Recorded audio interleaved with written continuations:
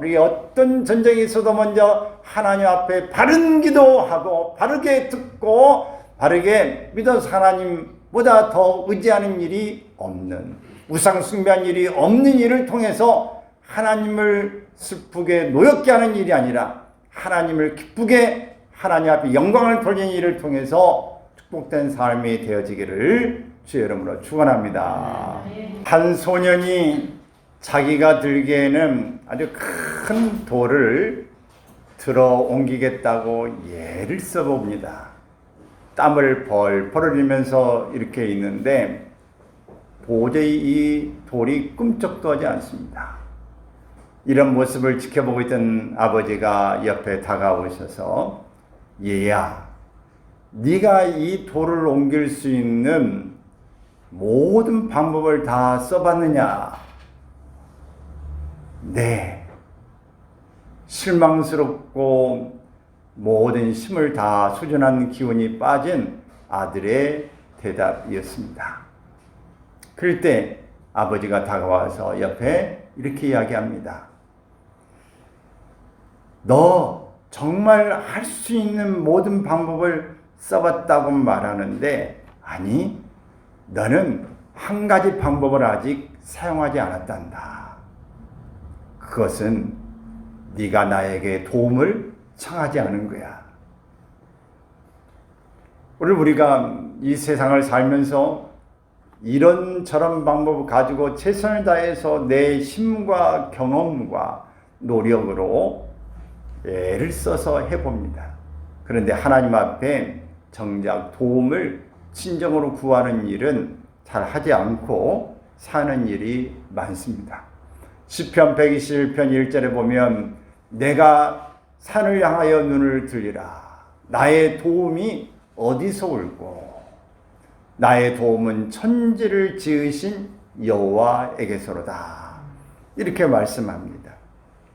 인생의 모든 문제를 해결해 주시는 근원적인 도움은 하나님이시라고 하는 것을 시에서 노래하고 있습니다. 하나님의 도우심을 받는 것이 바로 신앙입니다. 본문의 말씀은 유다 왕국이 아수르, 즉 아시리아라고 하는 나라로부터 침공을 받고 스스로를 지키기 위해서 애굽이라고 하는 큰 나라에 사신을 보냅니다. 당시 이 아수르는 매우 폭력적인 나라였습니다. 이스라엘 유다 나라를 여러 번 침입하고 아주 다 전복시킬 위기까지도 갔습니다. 결국 이 아수르는 북쪽 이스라엘을 멸망시킨 나라이기도 합니다. 이렇게 큰 힘에 유다 나라가 대응할 힘을 다 갖추지 못했다는 것을 알고 애굽의 도움을 청하러 보낸 이 일에 대해서 하나님은 이 일이 하나님의 심판을 받아 마땅하다. 그것은 하나님을 온전히 믿지 못한 불신의 이유라고 말씀합니다. 이제 이 본문의 말씀을 통해서 하나님의 도움을 받는 비결이 무엇인가를 살펴보려고 합니다. 먼저 우리가 어려운 환경, 우리의 당면한 현실 문제에서 하나님만 의지해야 된다라고 하는 문제입니다. 본문 1절에 보면은 도움을 같이 읽겠습니다. 도움을 구하려 애굽으로 내려가는 자들은 화 있을진저 그들은 말을 의지하며 병거의 많음과 마병의 심히 강함을 의지하고 이스라엘의 거룩하신 이를 앙모하지 아니하며 여호와를 구하지 아니하나니 여호와께서도 지혜로우신즉 재앙을 내리실 것이다. 유다 사람들이 이렇게 자기의 지혜를 가지고 아수를 대적하기 위해서 더 강한 애국과 동맹을 통해서 나라를 지키려고 하는 이 방법을 쓴 것처럼 하나님도 지혜로우신 즉 하나님이 말씀하셨던 것을 기억하고 말씀대로 이 땅에 지혜를 내리실 거다. 이렇게 말씀하고 있습니다. 너희들이 너희 방법대로 사용하고 쓸 거니? 그러면 나도 내 방법대로 내가 말한 대로 행할 것이야. 이렇게 말씀하고 계시는 것입니다. 이때 이사야 선지자는 남유다 백성이 그토록 기대를 걸었던 애굽이 결코 의지할 대상이 아니라고 하는 것을 선포하고 있는 것입니다. 당시에 이 애굽의 말과 병기는 고대로부터 유명했습니다. 이스라엘 백성들이 애굽에서 출애굽할 때에 10가지 재앙을 통해서 드디어 아이와 이 장정의 모든 60만 명과 합쳐서 한 200만 명이 큰 짐승과 함께 다 탈출을 했습니다. 애굽을 나왔어요. 애굽을 나와서 막판에 가려고 하는데 앞에는 홍해가 있고 뒤에는 애굽의 군대가 오는데 애굽의 군대가 이 시간의 차이가 있기 때문에 특별 병거, 특별히 아주 좋은 빠른 이 병거 600 이 병거를 끌고 이스라엘을 뒤에 추격했던 것입니다. 여러분 아주 기마병들 이 병거 아주 큰 그 힘을 가지고 이렇게 들어오는 그 전력은 대단한 것이죠. 느홈 당시에는 애굽 왕의 시삭은 1200대의 병거와 6만 명의 기마병. 여러분이 6만 명의 기마병이면 어마어마하지 않습니까? 이 말을 타는 그 군대가 6만 명이라 아주 길을 깔아도 어마어마하게 셀 수 없는 많이 될 거예요. 1200대의 병거 엄청 많지 않습니까? 이제 솔로몬 왕 시대에는요, 그 애굽에 많은 이 말과 병거들이 있기 때문에 이 솔로몬 왕이 그것을 수입해 들어왔어요. 수입해 들어와서 그 애굽의 말들이라든지 병거가 얼마나 많이 발달했는가 하는 것을 알 수 있죠. 이만큼 이 강대국 그들을 이겨 그 힘을 빌려서 결국 아수를 대적해 보겠다고 하는 것이죠. 하나님의 백성인 유다가 애굽의 도움을 구하러 내려간 것이 분명 하나님의 능력보다 애굽의 군사력을 더 의지하고 믿었다는 것입니다. 당시 애굽은 많은 마병과 병거를 보유하고 있기 때문에 원저만 받으면 아수를 충분히 이길 수 있다, 이렇게 확신한 것이죠. 그러나 하나님이 손을 드시면 이 세상의 어떤 존재도 무너지고 마는 것입니다. 이것은 성경에 그 앞전에 수많은 기적들을 하나님이 하심으로, 함께 하심으로, 도와주심으로 이겼던 기적을 말씀하고 있습니다. 바로 그들이 나왔던 이 출애굽 사건, 그게 이스라엘 사람의 힘이 아니지 않습니까? 광야에 만나 메추라기를 먹었던 사건, 아말렉과의 싸움, 또 블레셋과의 싸움, 하나님이 우박과 막 비를 내리시고 의뢰와 내성을 바라시면서 그들을 혼비백산하게 만들고 그들을 물리치게 하셨던 하나님의 이 기적들. 그래서 이스라엘은 성전이라고 말하지 않습니까? 거룩한 전쟁이다, 이렇게 이야기해요. 이것은 숫자의 많고 적음의 문제가 아닙니다. 군사의 강하고 이 약함의 문제가 아니에요. 전략의 문제가 아니었어요. 하나님이 함께 하시는 일이냐 아니냐, 이것을 더 강조하고 있었던 것이고 이 일을 하나님이 교훈으로 주셨던 것입니다. 우리가 그렇다고 해서 아무것도 하지 않아야 되냐? 그건 아닙니다. 우리가 할 수 있는 일은 최선을 다해야 되지만 약하다고 해서 우리가 하나님보다 다른 것을 더 의지하면 안 된다는 얘기예요. 하나님께서 너 저쪽에 가서 도움을 청하라 그렇게 말씀하셨다면 그렇게 해도 됩니다. 그러나 하나님이 그걸 원하지 않는 방법인데 그걸 내가 인위적으로 계산해서 행했다고 하면 하나님이 그걸 기뻐하지 않으신다고 하는 말씀이에요. 1943년 2차 대전 때에 연합군 군함 3,000척과 군인 8만 명이 지중해 말타 항구를 떠나 시실로 섬으로 쳐들어갈 때 이야기입니다.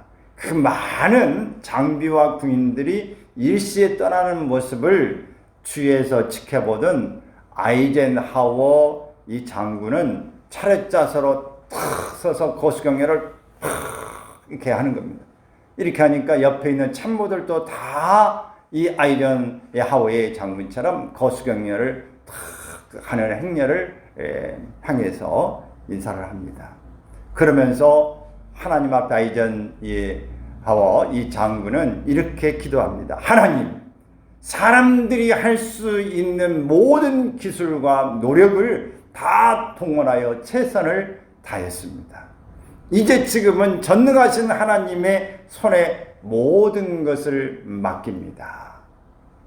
전적으로 의지하는 기도를 드렸다고 합니다.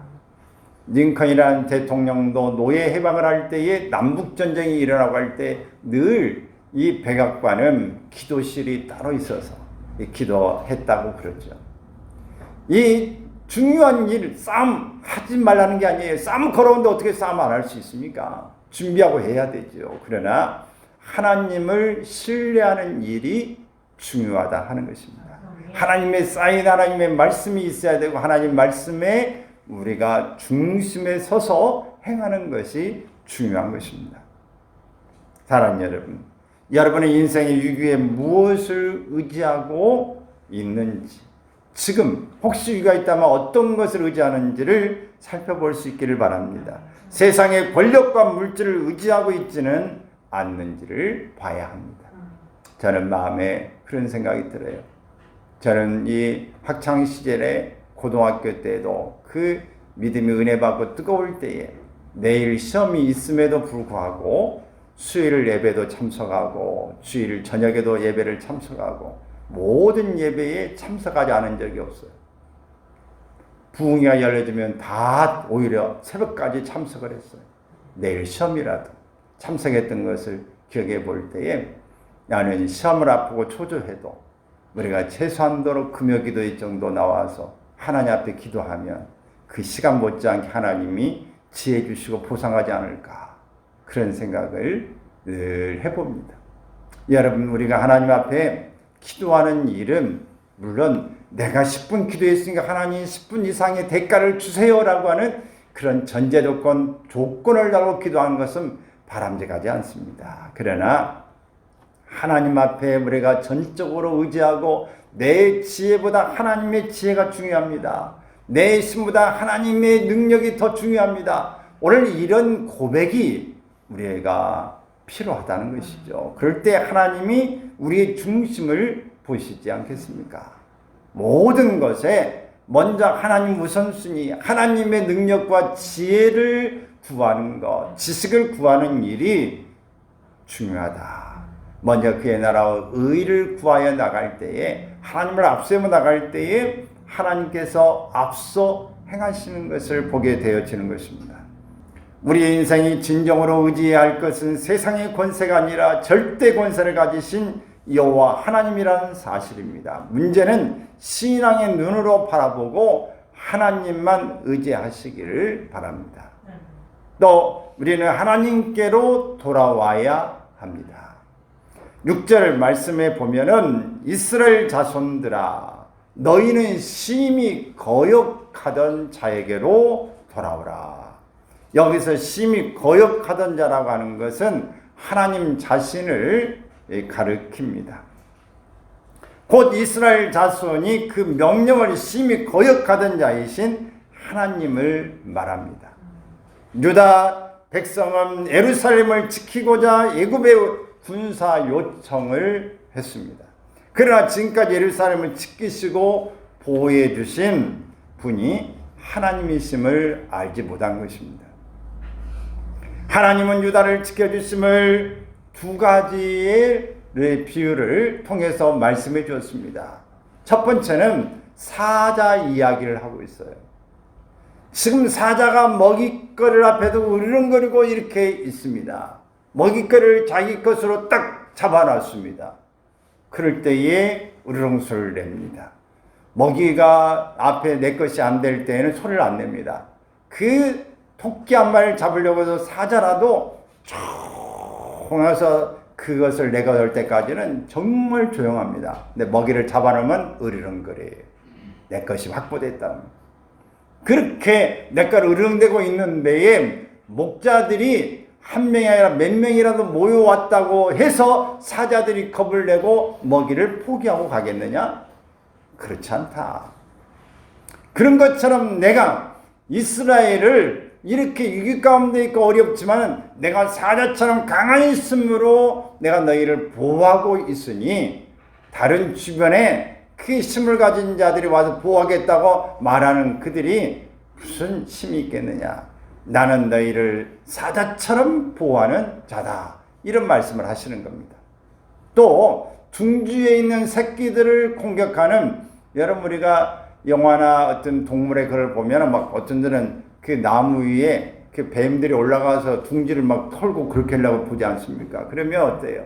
어미새가 손사같이 와서 막 쏘아대고 부스럭거리면서 막 위협을 해야 됩니다. 그래서 끝내는 그 짐승들이 와서 그 새 새끼들을 해치지 못하도록 그렇게 하는 것을 보게 됩니다. 이것처럼 최선을 다해서 이 둥지의 새끼를 보호한 것처럼 내가 너희를 보호하면 해를 당하지 않게 되리라고 하는 두 가지 비유를 말씀하고 있는 것입니다. 출애굽의 6월절에 죽음의 사자가 이스라엘 집을 넘어서 구원하신 것과 같이 너희를 하나님께서 구원하신다는 말씀도 하고 계시는 것입니다. 여러분 사자처럼 오늘 이 어미새처럼 또 6월절에 죽음의 사자가 백성들을 다 넘어간 것처럼 하나님은 이렇게 너희를 보호하신다는 말씀을 하고 있습니다. 그러므로 우리가 해야 될 것은 무엇일까요? 호세아서 6장 1절에 있는 말씀 읽습니다. 오라 우리가 여호와께로 돌아가자. 여호와께서 우리를 찢으셨으나 도로 낫게 하실 것이요 우리를 치셨으나 싸매어 주실 것임이라 말씀합니다. 우리를 구원해 주신 하나님께로 돌아오라. 상처를 치료해 주고 은혜를 베풀어 주겠다. 그러니 하나님께 돌아오라 말씀하시는 것입니다. 얻어 터지고 힘들고 고통스러운 그런 모습을 가지고 있을지라 돌아와라. 그러면 내가 너희를 안아주고 너희를 품어주고 너희를 도와주겠다. 하나님이 다시 함께 하시겠다고는 말씀입니다. 쓰다듬어 주시고 아껴 주시고 너의 사슬을 풀어 주시겠다. 이런 뜻이죠. 탕자가 바로 아버지 앞에 살아계시는데도 멀쩡인데도 재산 달라고 해서 나가서 허랑방탕에 다 쓰고 거짓골로 돌아오지만 아버지가 그를 용납하여 주신 것처럼 반갑게 뛰어나가 맞아주신 것처럼 송아지를 잡고 가락기를 끼우고 새 옷을 입히고 신발을 신겨주신 것처럼 너희가 다 이렇게 찢겨졌지만은 너희가 거렁뱅이가 됐지만 돌아오면 내가 너희를 다시 싸매어 줄 것이고 다시 자격을 부여해 줄 것이고 회복시켜 주시겠다 말씀하시는 것입니다. 우리가 하나님 앞에서 어떻게 살다 갈 것인가? 하나님 앞에 우리가 돌아와서 하나님 앞에 열심히 우리가 믿음에 있어서 말씀에 있어서 살다 갈 수 있기를 바랍니다. 페르시아 왕 때에 현인 3명을 불렀어요. 현인 3명을 불러서 가장 괴로운 일이 무엇인가? 라고 물었습니다. 이 세상에서 가장 괴로운 일이 무엇이냐? 천자들이니까. 그래 물었어요. 물을 때 한 현자는 이렇게 이야기했습니다. 뭐니 해도 늙어서 가난하게 되는 것입니다. 젊어서는 가난해도 없어도 좀 괜찮지만 나이 들어서 가난해지면은 그거 참 보통 괴로운 게 아닙니다. 가장 괴로운 일입니다. 그런 이야기를 했어요. 두 번째 현자가 또 대답합니다. 사람에게는 한계가 있는데 가장 견디기 어려운 고통이 주어질 때에 그것의 한계를 느끼고 제일로 괴로운 것입니다. 더 이상의 한계를 느끼는 그 순간에 괴로운 일이 가장 고통스러운 일입니다. 세 번째 사람이 현자가 이렇게 이야기합니다. 아무 선행도 없이 임종을 맞는 것입니다. 여러분은 이 세 명의 현자들의 말 가운데 누구 말이 가장 옳다고 생각합니까? 페르시아 왕은 내 말이 맞다. 세상에서 잘 살고 못 살고가 뭐 그리 대단한 일인가? 아무리 생각해 보아도 선한 일이라고는 한 번도 한 적이 없는 후회와 뉘우침밖에 없는 그 시간에 임종을 맞게 된다면 이보다 더 고통스러운 일은 없을 것이다. 여러분, 아마도 이게 진리 아니겠습니까? 우리가 살면서 마지막에 갈 때에 정말 나는 뭐하고 살았는지 모르겠다. 온통 후회와 내 자책밖에 남은 게 없다. 내가 정말 잘했던 것이 없어. 이런 고백을 어디다 한다면 얼마나 비참하겠습니까? 세상의 것을 의지하던 삶에서 이제 하나님께로 방향 전환을 하시기 바랍니다. 하나님과의 바른 관계 회복을 위해서 돌아서야 합니다. 과거에 실패를 반복하지 않기 위해서 돌아서야 합니다. 하나님의 진노의 심판을 받지 않기 위해서 돌아서야 합니다. 유다 나라가 하나님을 거역해서도 하나님 품으로 돌아오기를 기다리고 계신 이 하나님 앞에 와야 합니다.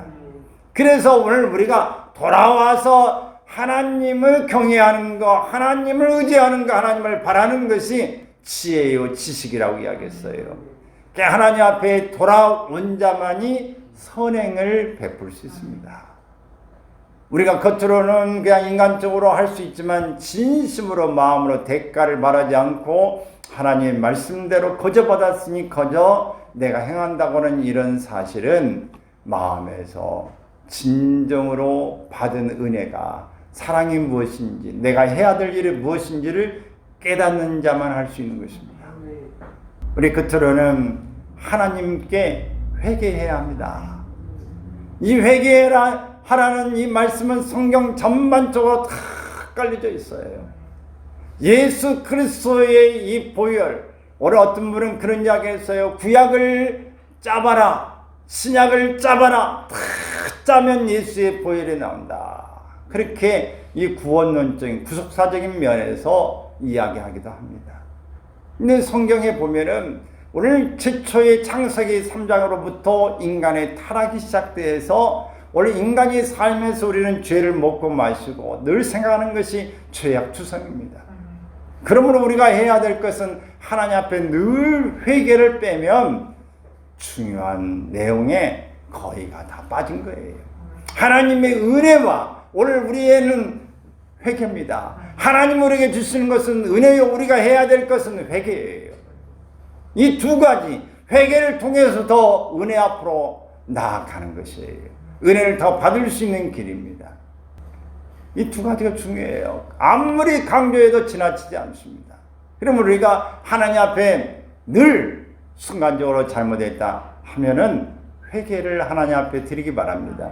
이건 부끄러운 일이 아니에요. 이건 수치스러운 일이 아닙니다. 회개하는 일은 지혜로운 일이에요. 회개하는 일은 우리가 세상을 살면서 좀 더 편안하게, 좀 더 모든 일들의 원만한 이 관계를 가지고 또 회복할 수 있는 지름길이 되어진다라고 하는 것입니다. 7절에 있는 말씀 읽습니다. 너희가 자기 손으로 만들어 범죄한 은우상, 금우상을 그날에는 각 사람이 던져버릴 것이며 아수르는 칼에 엎드려질 것이나 사람의 칼로 말미암음이 아니겠고. 이사야 선지자는 유다 백성들의 죄를 깨닫고 회개하고 돌아오라고 말씀하고 있습니다. 은과 금의 우상들을 던져버리라고 말씀합니다. 하나님께 돌아서기 위해서는 지금까지의 잘못된 삶을 청산해야 합니다. 유다 백성들은 미래의 두려움 때문에 우상을 간직하고 섬긴 것인데 버리라고 말합니다. 오늘 우리가 미래에 대한 두려움이 있을 때 뭘 자꾸 준비하지 않습니까? 사실은 우리가 보험을 드는 것도 그 이유 때문에 들죠. 이런 보험 저런 보험을 자꾸 드는 것은 미래에 이런 일이 터지면 어떨까, 미래를 위해서 드는 거 아닙니까? 근데 우리가 이게 미래 어떻게 될지 몰라. 그러니까 부부간에도 딴 주머니를 차고 돈을 해서 내 거지 움켜줘야 돼. 가지고 있어야 돼. 만일 어떻게 될지 몰라. 자꾸 하는 건 미래에 대한 두려움 아닙니까? 어떻게 될지 모르는 일에 대해서 준비하는 일이에요. 물론 미래를 위하여 준비하는 게 나쁜 건 아닙니다. 그러나 하나님을 의지하지 않고 이 하나님보다 더 사랑하고 있는 금우상, 은우상 이 모든 것들을 부여잡고 있으면서 또 다른 보물 하나 들어두겠다. 하나님 외에 나는 우상의 이 부분을 들어놓겠다. 하나님께 기도해서 안 들어주면 이쪽에 기도하겠다. 이런 생각처럼 우리가 살고 있다면 회개해야 합니다. 이건 하나님이 기뻐하지 않는 일이에요. 이렇게 하나님을 의지하지 않기 때문에 너희가 이 우상들을 믿고 있는 일 때문에 망할 것인데 너희가 이걸 다 던져버려라. 아수르 이 나라는 너희를 침입했던 나라는 칼에 엎드려질 것이다. 근데 이 칼에 엎드려진 이것이 사람의 칼로 말미암은 것이 아니고 하나님께서 아수르를 멸하신다 그 말이에요. 하나님은 철저하게 그들을 징벌하실 것을 말씀하고 있습니다. 더 뒤에를 말씀을 보면은 8절에 있는 내용 가운데에 그들은 다 칼 앞에서 도망할 것이다. 장정들은 복역을 할 것이다. 이 복역한다는 말이 강제 노역을 한다 그 말입니다. 옛날에 그 포로로 잡히면 강제 노역을 하는 그런 일들이 있지 않습니까? 이렇게 노역을 하게 될 것이고 다 떠나게 될 거다. 또 9절을 말씀해 보면 그의 반석은 두려움으로 말미암아 물러가겠다. 이 반석이라는 말은 왕이에요. 이 아수르의 왕도 물러가게 될 것이고 또 그의 고관들은 지휘관들은 기치로 말미암아 놀라리라. 이 기치라고 하는 것이 깃발이죠. 부대 기를 말해요. 부대 기를 든 자로 말미암아 이 놀라리라. 이는 하나님의 말씀이다. 하나님의 불이 시온은 예루살렘을 시온이라고 말합니다. 이 시온에 불이 여호와의 불이 있겠고 예루살렘에 이 화덕 또 다른 번역에 보면 용광로라고 말하고요. 큰 불이 있어서 너희를 다 살라버리겠다 이렇게 말씀하고 있어요. 하나님께서 함께 하실 때 아수라고는 큰 나라 강한 나라 괴롭혔던 나라라도 왕들이 놀라서 자빠지고 떠나가고 칼에 죽게 댕기고 지휘관들도 다 부대기를 버리고 은백산에 도망가게 될 것이고 강제 노역을 하게 될 것이다. 하나님 불로 그들을 다 살라버릴 것이고 하나님의 불로 불과 같은 눈으로 지키신다 예루살렘을 이렇게 말씀하십니다. 우상은 사람이 만든 수공물입니다. 우상은 생명이 없습니다. 입이 있어도 말하지 못하며 귀가 있어도 듣지 못하고 또 코가 있어도 냄새를 맡지 못해요. 손이 있어도 만지지 못하고 발이 있어도 걷지 못합니다. 목구멍이 있어도 작은 소리도 내지 못한다 라고 말씀하세요. 우상은 아무 유익이 없다. 하나님은 유다 백성이 우상을 버리고 회개할 때 원수인 아수르는 패망할 것이라고 말씀하고 있습니다. 유다를 괴롭히는 아수르는 하나님의 심판하신다. 이사야 예언은 그대로 성취되어서 아수르는 멸망을 당하고 맙니다. 이사야 37장 36절에 보면 그렇게 나타납니다. 하나님의 약속은 변함없이 성취되는 사실을 우리는 확신해야 합니다. 우리가 하나님 앞에 정말 잘 구하시기 바랍니다. 엉뚱한 거 구하지 말고 하나님을 구하세요. 다른 것도 구할 게 많지만 하나님 한 분, 하나님 자체를 구할 수 있기를 바라요. 오래전에 미국 캘리포니아 해안에서 호화스러운 그런 요트 한 척이 침몰되었습니다. 침몰 직전에 해안 구조대에 SOS 신호가 왔습니다. 이 구조대 이 통신원이 회신을 했습니다. 알았다. 곧 구하러 가겠다. 현재 당신의 위치를 말하라. 이때의 대답이 왔습니다. 뭐라고 왔느냐? 나는 한국에 있는 모 은행의 은행장이다. 이렇게 해답을 했어요. 그리고 회신이 뚝 끊어졌습니다. 결국 이 배는 구조되지 못했습니다. 요트는 그냥 사라지고 말았어요. 뭐가 잘못됐을까요? 이 SOS 물어보는 이 말이 What is your position? 그랬어요. 당신의 위치를 말해라 그랬더니 이 사람이 영어를 잘못 듣고 포지션, 네 직책이 뭐냐? 이걸 알고 나는 모 은행의 은행장이다 이렇게 이야기했더니 위치를 이야기해 구조로 가죠. 죽었어요. 여러분 우리 하나님 앞에 정확한 것을 구해야 됩니다. 정말 하나님의 나를 구할 수 있는 하나님이 원하시는 것, 지금 요청하는 것을 우리가 말해요. 내가 정말 뭘 원하는지, 그리고 내가 지금 구조받기를 원하는 이 정확한 것을 듣고 구해야 돼요.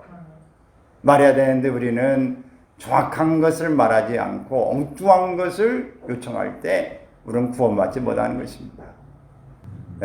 저 사진은 99세 된 이석순 권사님, 바로 목사님의 어머니이십니다. 여기 밑에 사진 밑에 뭐라고 써졌어요? 예수 잘 이끌레이. 예수 잘 이끌레이. 이번 은사자가 많은 상담을 하셨고 또 교회에서 늘 기도했던 분이세요. 집에 CCTV를 달아놓고 이제 밖에 있지만은 집에 어떻게 계신가를 늘 화면에 이렇게 보는 겁니다. 뭔가 좀 유태유태한 그런 느낌이 있어서 아들을 이제 이렇게 보냈는데 마지막 유언이 바로 저 이야기라는 거예요. 할머니, 근데 이제 유언하는데 예수 잘 믿으래 신앙에 이게 찍어놓은 것이 있어요. 마지막 유언 그 한마디 해놓고 이제 운명하시는 거예요. 최선을 다해서 99년을 50년 동안을 이제 홀로 사시면서 최선을 다해서 기도하는 일과 전도하는 일과 상담하는 일과 이런 일을 해오시면서 마지막 유언이 저겁니다. 네, 여러분 오늘 우리가 해야 될 일이 무엇입니까? 오늘 국가에도 마찬가지 우리도 마찬가지 똑같이 우리가 해야 될 거 뭘 해야 됩니까? 예수 잘 믿다가 우리가 가야 합니다. 그래서 잘 믿어요. 우리가 남겨줄 이야기가 재산을 남겨주는 것도 무슨 뭐 이것도 중요할 수 있지만 그것은 있다가도 없고 또 없다가도 있을 수 있는 것입니다. 우리가 정말 붙들고 해줘야 될 말 예수 잘 믿으래 하는 말이에요. 오늘 이 말을 우리가 남길 수 있기를 바랍니다. 그래서 우리 어떤 전쟁이 있어도 먼저 하나님 앞에 바른 기도하고 바르게 듣고 바르게 믿어서 하나님보다 더 의지하는 일이 없는 우상 숭배한 일이 없는 일을 통해서 하나님을 슬프게 노엽게 하는 일이 아니라 하나님을 기쁘게 하나님 앞에 영광을 돌리는 일을 통해서 축복된 삶이 되어지기를 주의 이름으로 축원합니다.